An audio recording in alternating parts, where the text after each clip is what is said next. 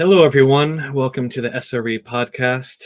In this new episode, I have Isabel Fernando. She recently wrote an article called "I Too Am Rusyn: Finding a Nation Through Community, Not Personal Achievement."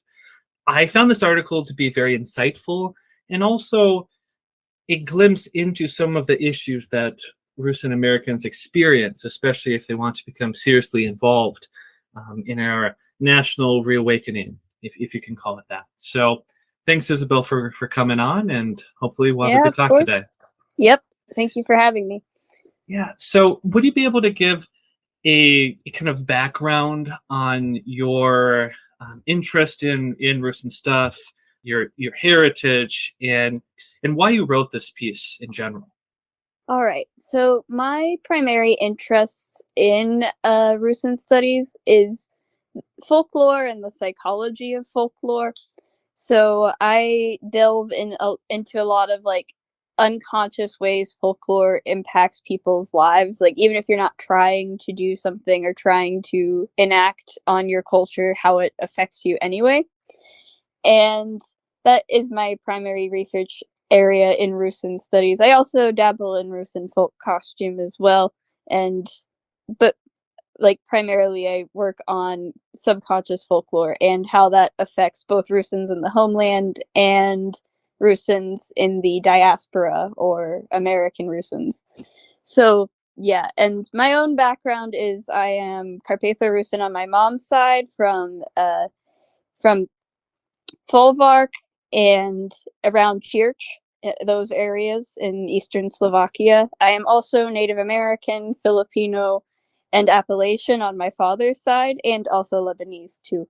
But that's my personal background and interest areas in Rusyn studies.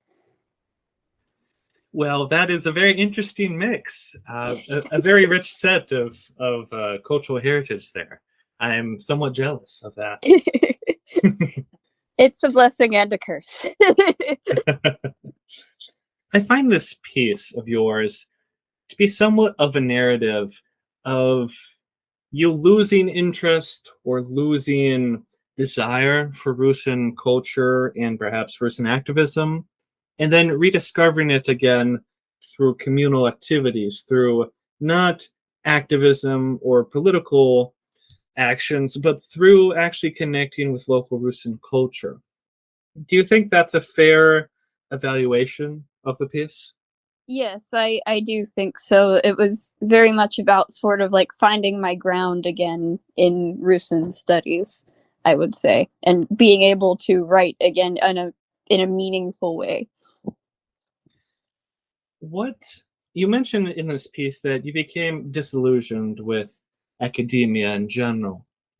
Would you be able to elaborate more for that, more on that for our readers? Because I think I know many academics, whether it be at the kind of master's level, graduate level, or even professors, and the environment of academia is not really conducive to positivity, shall we say, Yes. in many cases. It's very cutthroat. There's in many schools a kind of overproduction of advanced degrees. I know you're not at the kind of master's or PhD level, but it's kind of a thing of where they kind of pick and choose a couple of the most promising PhD people and kind of feed the rest to the wolves many times. Hmm. I'm kind of interested because this came upon you while you were still an undergrad. And so I'm very interested in learning why that occurred, and just kind of how your general perspective on academia has changed, or perhaps academia hasn't changed in your mind, but your emotions toward it have. Hopefully that makes sense. Yes, it does make sense. I'm When I talk about my own disillusionment, I'm kind of talking about how I witnessed a lot of people in my university and other academic settings acting like that they weren't working for something bigger than themselves. They were only contributing to a movement or a identity or something of that nature to boost their own notoriety or standing in the academic community. It wasn't for any actual purpose. It was only for self-aggrandizement, and that is what kind of turned me off to it. And myself, as both a person of color and somebody who is a woman and who is Rusyn working in these sort of institutions, I found myself and my work being used kind of as a token in a lot of ways. Like, I would be granted an opportunity so much as I agreed with a professor or an academic. And if I disagreed or spoke outside of what they liked, I would be kind of thrown to the side and treated like not well. We'll just leave it at that. In a way, academia pushes conformity at a level you don't necessarily see in the general public. We can talk about the tenure system and all these other things, but to kind of delve deeper into the kind of tokenism part, do you feel as though your experiences have changed, or perhaps your attitude towards it has changed, or are you mainly talking about in this article your um, you connecting with your recent heritage and not so much that the academia part? Well, I would say that the article is primarily about me reconnecting to my recent heritage and being able to engage on an academic level, on like a productive writing level with that for the people in my community and for something that isn't just about me, isn't just about my work, isn't just about how much I please other people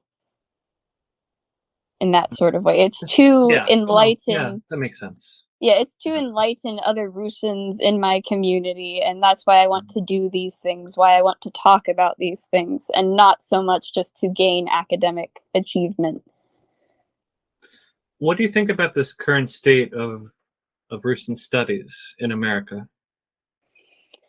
I think that it is working the best it can, but things definitely need to change. Like, there is a hierarchical nature to Rusyn studies, as a lot of academic disciplines, and I think the way it's going is quite similar to Native American studies in the early 1900s, where Native Americans would write at the expense of their nativeness and sort of form themselves as more akin to like the colonial power than their own people. And that was very damaging and very sort of forwarding the agenda of colonialism in the Americas. And I think Rusyn studies is kind of going on that path where there are people that align themselves so much with an academic base that is against them and isn't going to lead to good places in the terms of forming a Rusyn nation and promoting it to the general public. Well, it's certainly an interesting thing where I find that in one way, Russian studies a lot of the time likes to portray itself as also activism in a sense, or kind of trying to contribute to the national reawakening, shall we say it. Yet, I don't necessarily think they do that great of a job. This might be a discussion for another time, but it's certainly interesting how for a lot of our leadership, whether it be in the diaspora or even in the homeland, it's made up of a lot of academics. And I'm not exactly sure that's the smartest decision, but that's how we've kind of ended up. Uh, do you feel like you want to go into Rusyn studies in any professional capacity, or are your interests focused primarily elsewhere? Um, I've thought about a lot of different future paths for myself. I can't say I've settled on any one. I would like to involve Rusyn cultural engagement in whatever I do. As for being somebody who continuously publishes on Rusyn studies and um, is somebody who is a part of the, big leagues of people who do present on Rusyn studies, I don't know if I want to quite be that, if you understand what I'm That saying. Like definitely makes sense. Yeah. I don't know if I want to continue the structure of how things are now. If I want to engage with Rusyn identity on a more broad sort of level. How have your experiences in the Rusyn activism realm been in general? Pretty good, I would say. Um, like I of course like get the, what a lot of Rusyns get. Well, Rusyns don't exist. They're all Ukrainian. And being someone who doesn't have a Rusyn last name, who has a Hispanic name actually owing to me being Filipino, it's also kind of hard because there are so many people that are like, you aren't Rusyn, you aren't even Slavic. Like I get reposted by different Ukrainian and Rusyn sites, and they're like, "Is that girl from Colombia?" I'm like, "Colombia? Where did you get that from?" Yeah. So, yeah. But other than that, I feel like I've liked my experience in the Rusyn activist community because I've gotten to meet so many great people, and I've also gotten to, engage different young people from my own family and from online. I do a lot of stuff on my Instagram, or at least I've been on a little bit of a hiatus, but I used to. So, yeah.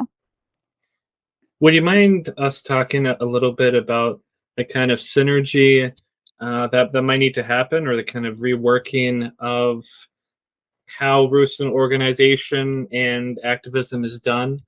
You kind of stated that in the piece. It's one of the main narrative topics as we go throughout. I'd like you to elaborate a little bit on what you see as issues in Rusyn organization, their goals, activism, etc. All right. So, what I think is kind of not working is that there is a very academic, activist sort of side of Rusyn identity study. And then there's also a very inactive sort of boomer, like older generation style of interacting with Rusyn identity. And, it's like one side is always trying to exclude the other. And those on the activist side look down upon those who are more, old style, maybe don't know as much or don't know the things as we refer to them in the current day as Rusyns, and they think about something else. Whereas the older generation, like, isn't pushing so much for activism, but I still think that they are important and we should include them in whatever work is being done, because a nation isn't just made up of the people that are always on top of things, that are always, well read or academic, that sort of thing. Yeah, I think you're much more charitable than I would say. I don't necessarily like either camp that well, but it's as someone who was part of CRS for 2 years and then wrote this. It became a controversial article just by how many emails and messages that I received about it. I can't necessarily see what good their continued influence is. And I'm talking about the older crowd here. They, in a way, I feel really hold us back because they're the ones that have the keys to the kingdom still in many ways. And I don't necessarily think they'd be willing to play a supporting role or an equal role with a younger generation. I mean, that's just my experience because I've been in these circles for a while, but you don't have to have my uh, viewpoint, of course. How do There you think is, we? Yeah, oh, no, there, you can go on. okay. There is, I would say, a subset of older Rusyns that they do want to sort of be the voice, the, guiding factor. And I don't think that those type of people in a movement are necessarily healthy. But what I'm more talking about are Rusyns that maybe aren't so politically minded, but they, still love their culture. They still love their identity, and they're still culture bearers in a lot of ways. And that's what we call them in the indigenous American community, is culture bearers. And like they have a lot to teach us, even if they don't necessarily call themselves Carpatho-rusyn in the proper way that we've defined it in our modern day and age. Or, they still have a lot of stories they can teach us. I'm not talking so much about the people that have already reached a level of power and have become somewhat sycophantic with that power. I'm more talking about hometown Rusyns, for example. Well, I think that is the other major narrative throughout the piece is that you want to bring people's viewpoint. I shouldn't say you want to bring their viewpoint back down, but I think it's a well-made point that we can't always be stuck in the political activism, academic frame of mind. There is a lot of utility and value to interacting with a culture on a very personal level, on a communal level. And I think that's what you're trying to get at here, right? Is not Yeah. necessarily in the structures of political or organizational power, but in the sense of that if we're going to revive our culture or at least continue to expand it, we still need these elders or these middle-aged people that, regardless of if they know Carpath-rusyn to say that, or they might not know a lot of history, they have a lot of innate knowledge that was passed down to them that we should Yes. still be trying to we should be trying to get so we can instill it into our children. Would you say Yes. that's pretty accurate? Yes, I would say that is exactly the point I try to Yeah. get at in the article. Like, because lost my train of thought. Oh, good. We Bec- can just edit the pause out. So just okay. start here and we can do it. Don't worry. Um, because like older Rusyns, they live in they're a generation closer for a lot of us Rusyn Americans to those who originally, came here from the homeland.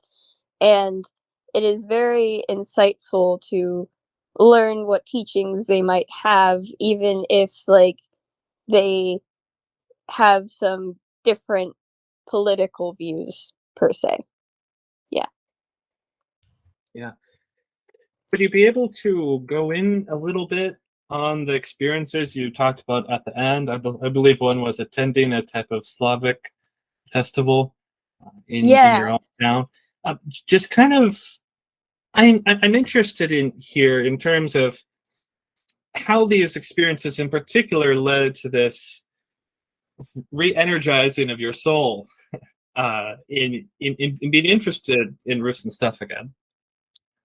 Well, I think well, for background, I went to my hometown of Johnstown, Pennsylvania's annual Slavic Fest, and I interacted with some older matriarchs of who are Rusyn from similar areas, Eastern Slovakia, to where my family was from. And I would say that it kind of got me re-energized in it because it mirrored what got me energized and interested in it in the first place, which was listening to my baba's stories and learning different Rusyn cultural things and traditions and recipes with her.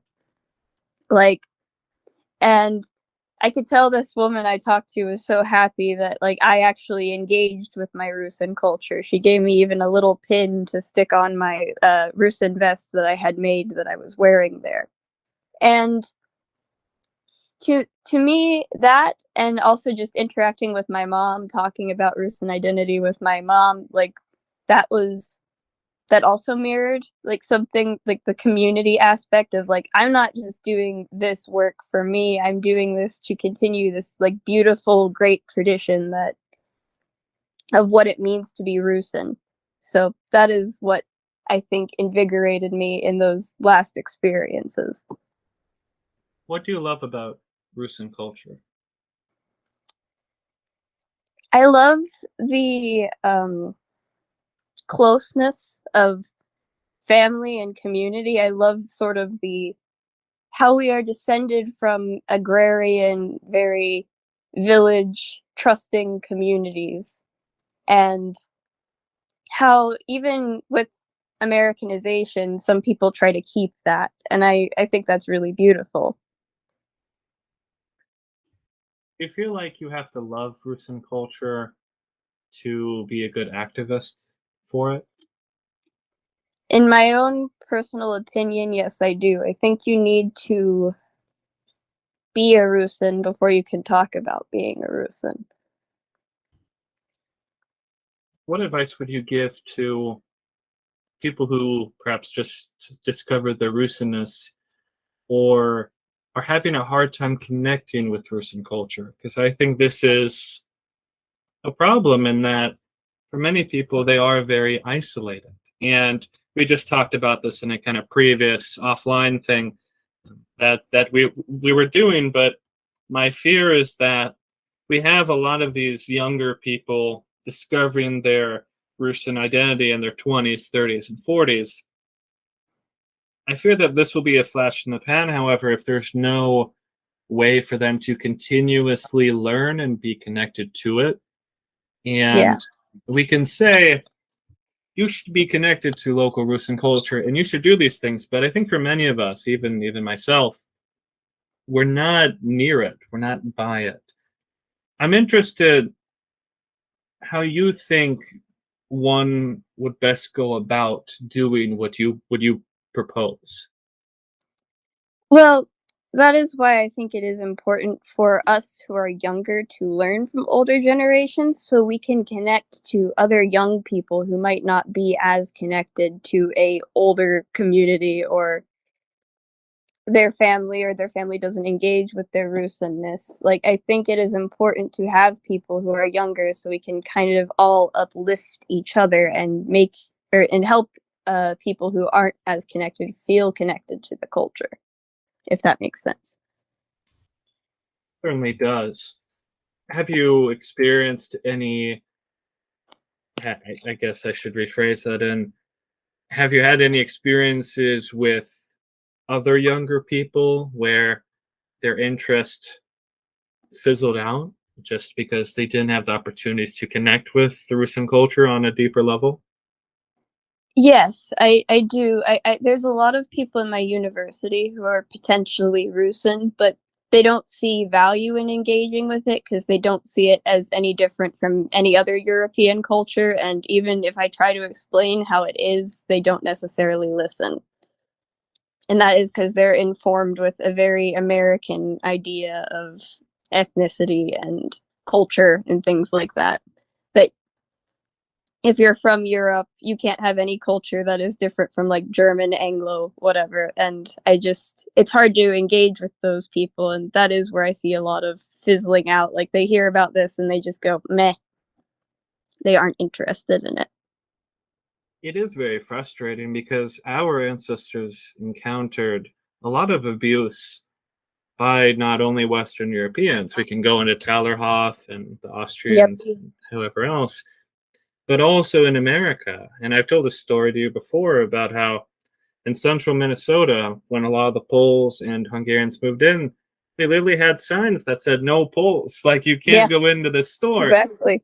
And they had to hide their cultural activities because, the Scandinavians and these Western Germans, they saw it as something, I shouldn't say evil, but almost disgusting in a way, like not pure, right?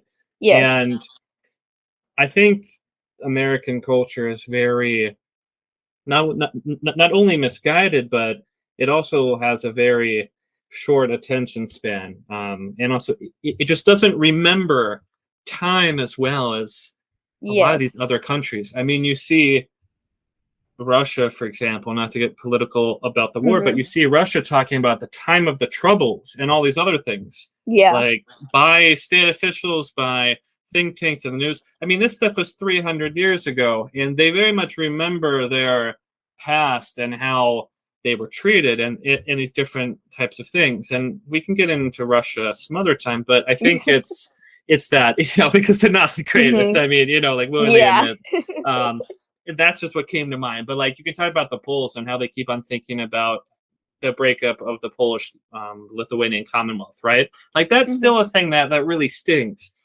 Europeans just seem to be better at remembering previous events and kind of how life was like in a previous era, where Yeah. Americans, man, it's almost as though they judge everything, whether it be 100 years ago, 50 years ago, it in the same lens as today, and willingly ignore a lot of these difficulties of integration and hostility towards Eastern Europeans.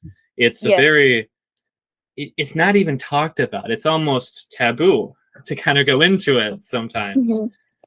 And I find a lot of the time, like my Western European uh professors, when I go into talking about like oppression that Eastern European migrants have faced in this country, they're like, that doesn't matter. Why are you even bringing that up? And especially as a mixed race person, like they will listen wholeheartedly when I talk about the trauma that my family has faced in residential schools. But if I talk about the KKK marching on my Rusyn family's area of Johnstown that they lived, they'll just be like, that didn't happen. Why are you even bringing that up? And Well, that breaks my heart because it's just like you're picking and choosing who you care about and who you do not, whose pain you care about and whose you do not.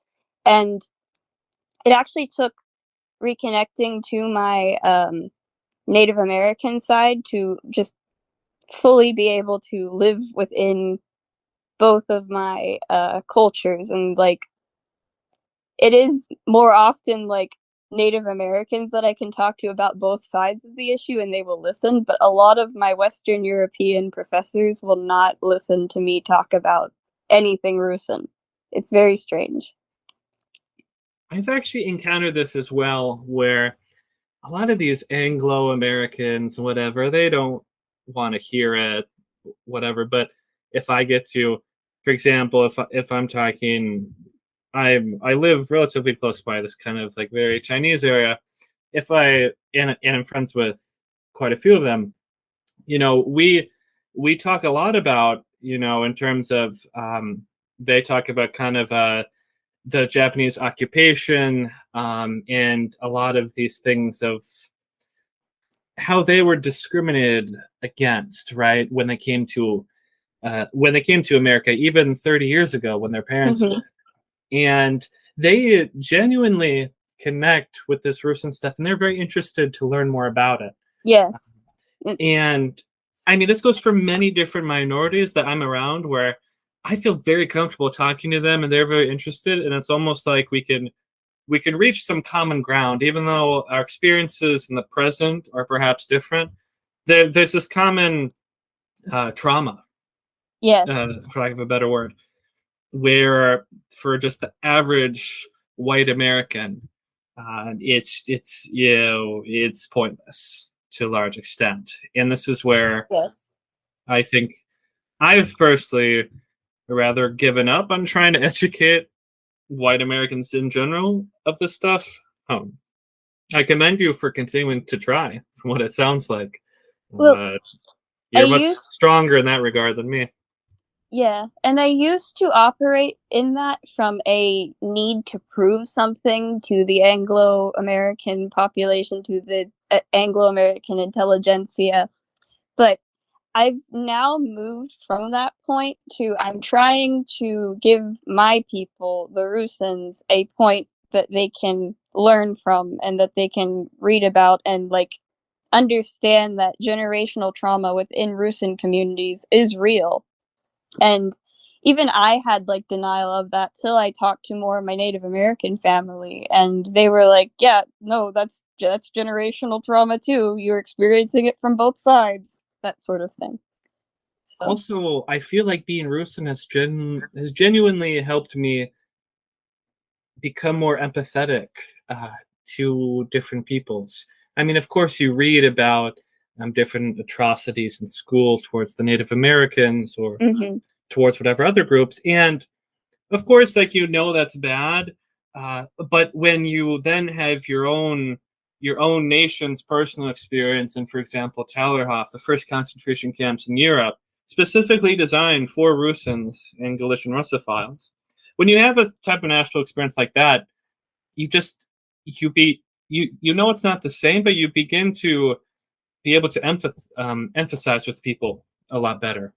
And I think that's something that we should use to our advantage, not in like a political way, but to help kind of deeper understand our own trauma, and to Yeah. be able to reach deeper emotionally the psyche of our nation. Does that Yes, make some type of sense? yes, it does. And when I was at the Rusyn summer seminar with a few other researchers, I came across the work of Anna Maślana, who's doing work with the Lemko population in Poland, and she is working on how like being able to be Lemko and use the Lemko language is helping these people deal with generational trauma effects. And that has been something I've always wanted to study in Native American communities. So a lot of these means that people use to like aid generational trauma in both Rusyns and in Native American communities can be used in a very similar way. And I think that speaks a lot to like, even though it's not the same, the overlap in the overlap in experiences and things like that. I also feel like as a nation, we downplay our traumas to a grave extent. Like, for example, the Armenians make it very clear, and they try their hardest, just from my experience living in Armenia before, and all this all these other things. They're very well um, they've very well tried to mend this hole in their heart from the Armenian genocide. Not like the people will ever come back, but they didn't ignore it. Um, they really tried to move forward while acknowledging that trauma. I think that if you would tell anyone else that, hey, this nation, number one, their intelligentsia class was thrown into concentration camps. Half of them were expelled from their homes and shipped halfway across the country, and they could never return. Mhm. They couldn't return for half a century. Uh, I mean, this sounds very much like other peoples that we know, and yet we don't necessarily emphasize this. And I'm not saying that we should emphasize this just to like get brownie points or to get to make people feel bad, but I think that if we don't explain to people how traumatic our history was, we don't necessarily know how we got to where we are today, right? Yes. And I wrote a small Medium article a few years ago, like talking about how Rusyn American experience has made a lot of people in the Rusyn American community very fearful of others, very distrustful of others, and that comes a lot from like how my Bubba would talk about like people getting beaten up if they went into the wrong area of town, people getting harassed by the KKK, and that leaves a long lasting fear response within people. And that isn't touched on very often. I also think that fear response stops us from achieving what we might if we tried our hardest. I think it's a thing of where we're perhaps too scared to ask for what we need or perhaps what we really desire. We're not willing to touch certain topics, whether it be political, cultural, whatever, because of that fear. And that's Yes. also another thing of connecting to it. Hopefully, you can start to, if you can't fully move past it, at least acknowledge and try to make the best of it instead of just simply ignoring it. Yes, and a big thing a lot of Russian Americans do is passing, trying to pass as Anglo American, where they change the way their voice sounds or they stand in a different way, they act in a different way. And I've noticed a lot of members of my family doing it, and where you try to just be as Anglo seeming as possible. I've even done it in academic settings where I've been presenting and I have to talk. I try to change how my voice sounds quite a lot. So it does prevent us from achieving something because we're kind of afraid to come out and be who we really are as Rusyns. So, yeah. Do you have any kind of closing words or advice for our audience? All I can say is something that my auntie said to me. It's that, we are meant to live in small communities as humans, and there is beauty in that simpleness, in that smallness, and that you don't need to be the most important person to make a change. You don't have to be anybody to do something for somebody else, is another thing that I would like to add. Wonderful. Well, thank you for coming on, Isabel. Hopefully, you'll be back on someday soon. Of course. Thank you so much for having me.